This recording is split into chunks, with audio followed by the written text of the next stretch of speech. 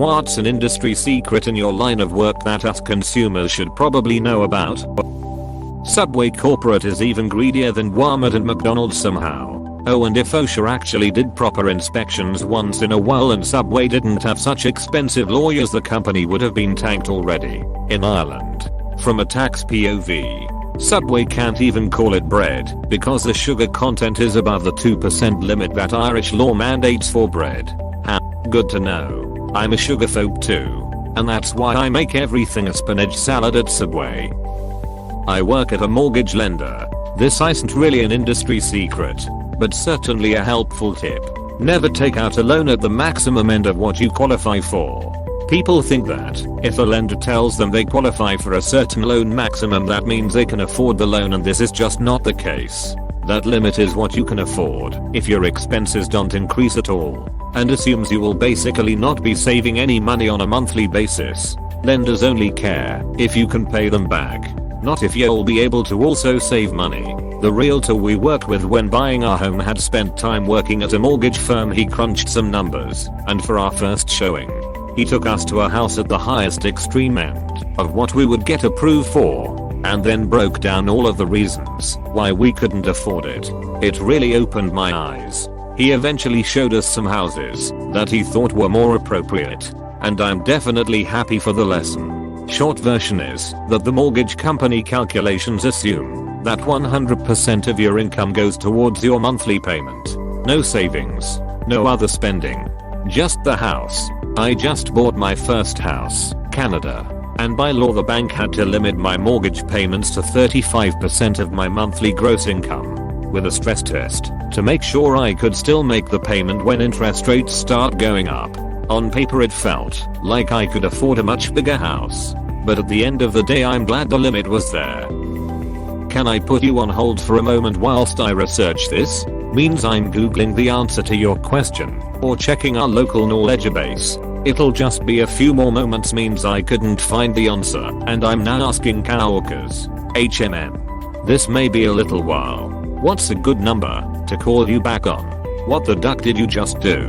Now I have to find the one guy who knows this obscure feature you broke, and hope he remembers how to fix it. This will take anywhere for a few hours or a few weeks to get you an answer, depending on how obscure it is. Sometimes you have to track down some developer who worked on this thing 10 years ago that nobody but you uses, and somehow is mission critical. About 95% of calls I get I can answer and fix in a single phone call. It's that 5% that earns me my paycheck. It can also mean I'm gonna go buck wild on this cheeseburger as fast as possible for the next 2 minutes. The government, duty in particular, is incredibly wasteful with your money. Government overspending, especially in terms of the military, is widely known at this point. Sure, but I don't think people really understand the scale. Unless otherwise specified, security guards aren't there to protect you. They are there to observe and report. For example, if a shooter shows up at a warehouse, the guards aren't going to go out of their way to save you. Their job is to get out of the building, notify authorities, and wait for the cops to show up. I've worked for a few warehouses and will add that they are there to observe and report, and also for loss prevention more than anything. That's why some warehouses have metal detectors through the exit, but none on the entrance. Metal detectors through the exit? Extraordinary. I manufacture kitchen cabinets. A kitchen that retails for $50. 000 only cost $2. 000 to manufacture. Pain is a normal part of the human experience. Only certain types of pain entitle you to narcotics, and constipation is not one of them. Most narcotics cause constipation. It's not a secret in it, but the chances are that your obscure computer problem really will be resolved by restarting your computer. And we are not just saying that to get you off the phone. It's due to the unique way that computers work. Moving data around memory, running multiple tasks at once often results in unusual behavior that goes away when the computer is reset and the volatile memory is wiped, telling us that you have rebooted your machine, when actually you haven't. Just wastes your time and hours. I tell people to think of booting as a sort of checklist you're forcing the computer to go through to make sure everything is the way it's supposed to be. and that it's way faster than I am. If you call 911, it's okay and understandable to panic. But if your default panicked personality is that you become a dick, try and rein it in. The people on the phone are the middlemen between you and the first responders. The primary concern for first responders is safety when they arrive, and things like call a threatening operator caller will not answer safety questions and just keeps saying, "Hurry the duck." Our piece of shit can read like there may be something more than panic going on. Maybe even some mental health issues. Your standard of care may always be the same when first responders arrive, but your response time will definitely be delayed if, say, an ambulance needs to wait for police to attend with them to be safe because you threatened to kill the 911 operator's mom. Be safe out there. It's rare that a print shop prints everything in-house. It's impractical and would throw people out of business to try and print every single thing without outsourcing. You would need a ridiculous amount of machines, a ridiculous amount of space, etc. You'll also find that many print shops outsource to the same big printing company, so some customers would come in and ask us, "Do you print this in-house?" I would answer truthfully, and if it was something we outsourced and they had concern, I would casually explain why they had no reason to worry. Some customers wouldn't care about my explanation and would go elsewhere to get their print done. Thing is, I know some of the companies they would go to, and those companies outsource too. Only difference is that company is just going to lie and say they print it on site in order to keep the customer. Do you do flexographic printing by any chance? I've never bumped into another flexo printer in the wild lol. But we have 2 water-based flexo presses. One of flexo press, a digital inkjet press, and a screen press, and 2 converters for the digital stuff. But yeah, even we outsource with all that equipment. Our presses were all digital. I don't know that I've even seen a flexo press in person. You may be outsourcing, but definitely less than we did lol. Because you have a way more versatile arsenal. Law. If you go to 10 lawyers, you'll get 10 opinions. All of them will be well cited and well reasoned. I used to be a hotel supervisor, and hotels are absolutely disgusting. Do not sleep with the duvet/comforter on the bed, as it usually only gets washed like every 4 months. You're supposed to sleep with the sheet under it. It really depends on how lazy the housekeeper who cleans your room is. But when I would inspect the rooms, I caught them doing all kinds of nasty things to cut corners on cleaning. I work in a roll scratch dessert bakery. At some point along the production line, it's been frozen. Depending what you're making, it's absolutely fine and makes no difference. I prefer to frost frozen cupcakes. We keep them frozen for 1 to 7 days before you buy them, which is why they taste so ducking good. The idea that everything should be baked that day and eaten is false. Bread, yeah. Danish or croissants, yes. Though a second day usually won't hurt. Lemon pound cake? Hell no. Wait till the next day for those flavors to really develop. Same with brownies, cakes, mousses, etc. No, we don't mix, bake, cool and frost your cake an hour before you come get it. No. You won't be able to tell it's a day older. BC and really good at my job. We laugh anytime someone tells us they want to come later in the day so it's fresher. It's the same cake I finished yesterday, so that if something goes wrong I have time to fix it before it's due. Stale pound cake is the best cake, and then toast it. If you go somewhere to get parts for your vehicle, bring the VIN to the counter. The person looking up the parts will be able to pull up the catalog for your exact vehicle, and in 99% of cases the right part you need. Even if they do not ask you for it, bring the VIN on a piece of paper or something. Anyway, I don't care if it's a dealer or a box store. Bring that VIN and save yourself some grief. I just need a standard water pump for a Chevy 350. It doesn't matter what year. I'm not giving you my VIN number. That's private.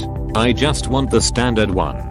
Stop wasting my time with your stupid computer. A real counterman would know what I need. Apostrophe. Anyone that's worked at a parts store will know there are a dozen varieties of water pump for the various versions of a Chevy 350 over the years. Truth. And it didn't help that GM parts was about as clear as a swimming pool full of horse semen. Either. Even my manager stared at that catalog with hate. XD. Cotton, as it is traditionally grown, is one of the most ecologically destructive crops in the world. I work with apps. If there's a holiday, we try to keep your packages in an air-conditioned building, but space is limited, so we may have to leave your perishables out in the hot sun for a day. It's best to ship perishables when it's not a holiday or the weekend. Ups 3-day select means if there's room on the plane, it goes on the plane. If there isn't, it ships by ground. Usually there's room on the plane. 2-day and next day air are just about the same thing. They usually all fit on the plane. Write important or please rush on your packages for faster shipping. We don't get paid enough to care, and we'll just throw it in with other high priority items, no matter what the official label says. Please ship heavy items in a heavy duty box. So many boxes are destroyed because people think they can put steel mining equipment in a paper bag. Software engineer. I don't know much. I just know how to find the solution online. Google. Stack Overflow. Close bracket. It isn't as easy as some make it out though. LMGTFY. Knowing what search terms to use and which results to ignore is a skill, and one everyone should to acquire. How much you making? What is the secret? Knowing how to search, what words to use, phrases, keywords, what not to say, etc. It was literally part of the curriculum when I was in it classes. Troubleshooting is a big deal. We might not know everything, but we'll sure as heck figure it out. This isn't a secret at all, but if you go into a shop, particularly one that's part of a successful company, and try to haggle prices because you think you're smooth or that you've got the gift of the gab, you will not get a discount. Prices aren't decided by the branch manager, they're set by corporate/head office. What will happen is that the staff will laugh once you've gone and call you a dickhead. Some shops have a small amount of discount they're allowed to offer, usually around 10%. If you want that, don't ask for it, or try to be slick and push your alpha. Simply be an engaging person. Have a conversation with the staff, and don't come across like an entitled prick. The key is to wait for it to be offered, or spend a lot of money, and then the manager might show their genuine appreciation for your business by giving you 10% off. That's kinda a weird way to look at it. No one offers a discount. There has never been a cash register exchange where the cashier brings up a discount and it's turned down. ITD just be added and told it was applied.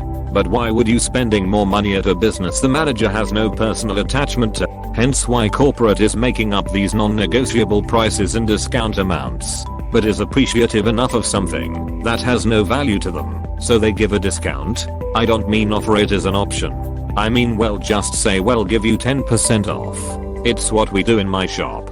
We're a pretty exclusive menswear tailor, and we've occasionally offered discount to either loyal customers or someone that's bought, say, 2 suits at $800 each plus a shirt. Same with most other retail companies I've worked for over 15 years. It's good customer service. It's also not about whether the manager or staff have a personal connection with the business. It's more taking pride in what you do and having a passion for the job.